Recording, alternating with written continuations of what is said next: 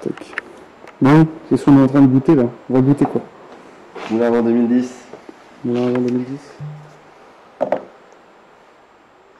Voilà, le classique. Donc, assemblage de 9 parcelles en moulin à vent. En gros, situé entre le village de Romanèche-Thorin et le moulin, sur un coteau exposé est, est-sud-est.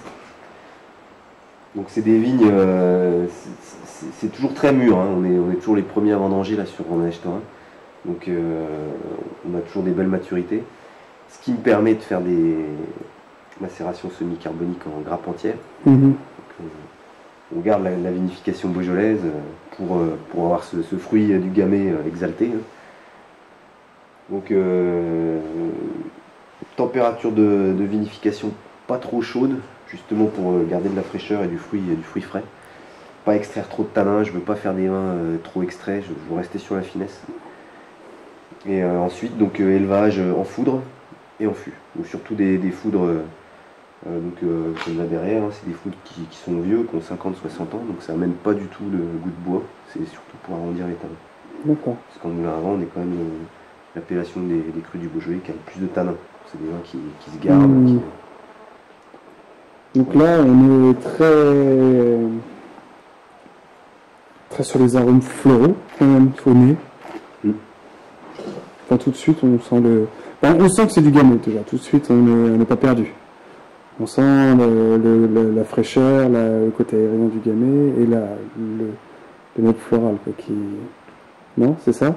Ouais, donc on dit que les moulins à vent ont un côté floral, un goût d'iris, même les puristes vont dire iris fané. Donc théoriquement ça vient de la forte teneur en manganèse des sols.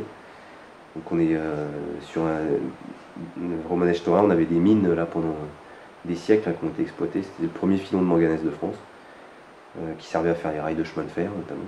Et ça, donc c'est a priori ce qui donne ce côté floral au vin. Donc bon, en plus de ça, on a toujours cette cerise, hein, ce côté fruit rouge du gamay qui ressort. Hein, ça c'est dans la jeunesse, hein, dans les 2-3 ans, les gamay c'est de la cerise ou de la framboise selon les années, voire de la fraise. Mais là en 2010, on est bien sur la cerise. Et après quand ça évolue, quand c'est plus vieux, on dit qu'il pinote, donc il prend des arômes plus épicés, c'est plus animal, c'est différent.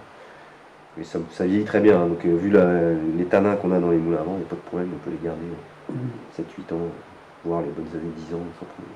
Super. Et qu'est-ce qu'on pourrait manger alors avec votre moulin à vent? Donc moi je conseille toujours une viande rouge, hein, sur ces vins-là, pas trop forte, il ne faut pas qu'il y ait une sauce trop forte avec, hein, mais mettez une entrecôte là, grillée sur un barbecue, c'est parfait quoi. Du bonheur.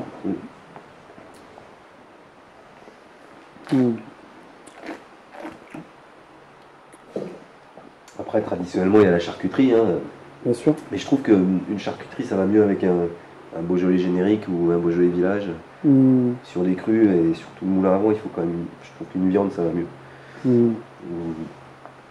On a une structure tannique et puis, moi je trouve, dans mes vins, j'essaye aussi de garder une belle acidité, une minéralité qui va compenser les graisses de la viande, ça fait un bel équilibre. Quoi. Super. Bon, merci pour cette dégustation. Et puis santé. Allez, tune.